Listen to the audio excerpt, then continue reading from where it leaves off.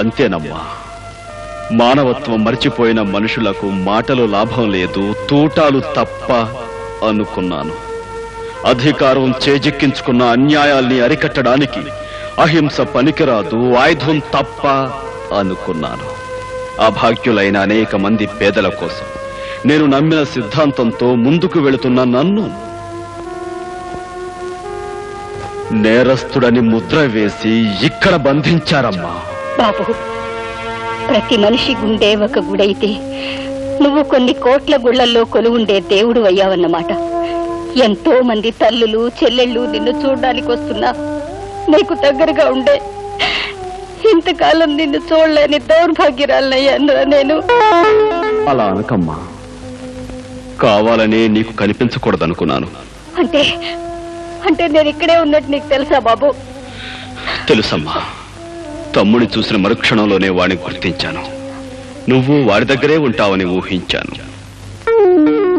మరి అమ్మని చూడాలని, అమ్మా అని పిలవాలని అనిపించలేదా బాబు? అనిపించింది. తమ్ముడికి నిజం ఎక్కడ తెలుస్తుందోనని గుండె రాయి చేసుకున్నాను. బాబు, అవునమ్మా. ముళ్ళు రాళ్ళు ఉన్న దారిలో నడిచి నడిచి ఎదురు దెబ్బలెన్నో తిని నువ్వు నేను మనసును మొండిగా మార్చుకున్నావమ్మా. కానీ చల్లటి అమ్మ నీడలో అమాయకుడుగా పెరిగినవాడు తమ్ముడు. వృత్తిని దైవంగా, కర్తవ్యాన్ని జీవంగా భావించే మనిషమ్మవాడు. అలాంటి వాడికి తను తన సొంత అన్ననే వృత్తియాల్సి వచ్చిన రోజున అది విని తట్టుకోలేడమ్మా. ఈ నిజం వాడికి చెప్పనని నాకు మాటియమ్మా. నా నోటితో నేను చెప్పను బాబు, కానీ ఇక నుంచి నీ కోసం కలతపడే ఈ తల్లి మనసుకు మాటలు వస్తే మాత్రం నేనేం చేయలేనురా.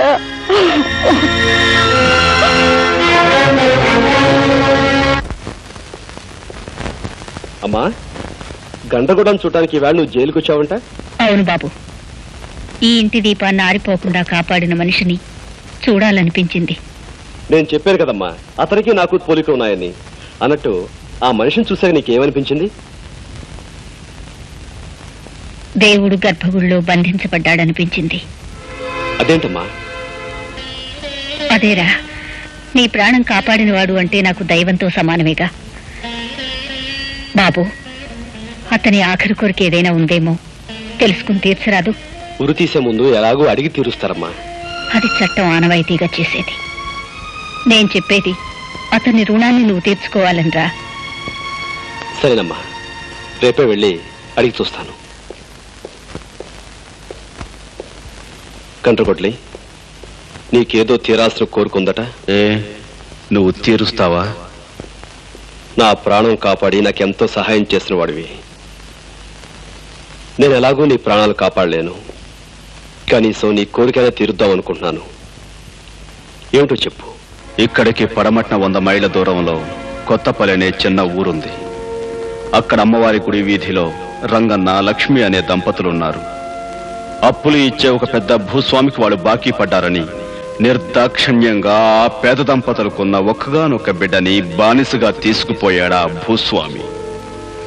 నువ్వు వెళ్ళి వాళ్ళు రాసిచ్చిన నోటు బూడిద చేసి ఆ బిడ్డను తీసుకొచ్చి ఆ తల్లిదండ్రులకు అప్పచెప్పాలి. అదంత పని వెంటనే చేస్తాను.